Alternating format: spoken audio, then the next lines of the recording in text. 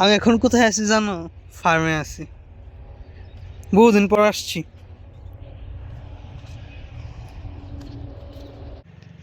তো সাহস করে মোবাইল নিয়ে আবার বার হয়ে পড়ছি। শেষবার বাড়িতে গেছিলাম মোবাইল নিয়ে, তারপরে কার্ভ ডিসপ্লে তো একটু সাইড দিয়ে কার্ভ হাওয়া ঢুকে পড়ে, এটা সমস্যা। তো ফ্ল্যাট ডিসপ্লে থাকলে এটা সুবিধা যে হাওয়া ঢুকে না ভিতরে। কারণ এই হইতেছে কথা, আমি একটা ব্যাগে করে নিয়ে আসছি।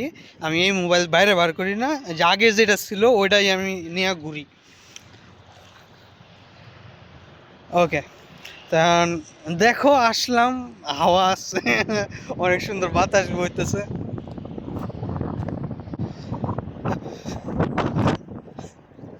এই যে পুকুর,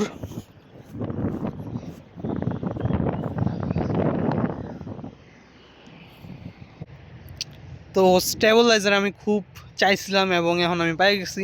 যেমন আগে আমি যখন ভিডিও করতাম তখন মনে করো হাঁটতেছি যখন মোবাইল কাঁপতে থাকতো, আর এখন ভিডিও করলে মনে করো আমি হাঁটতেছি মোবাইল কাঁপতেছে বাট স্টেবল হয়ে যেতেছে এখন।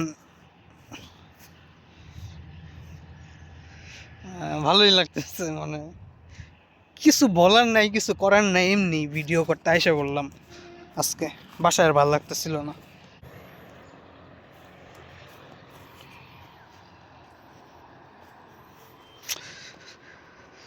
এই দেখো, এই জিনিসটা তোমাদেরকে দেখাই।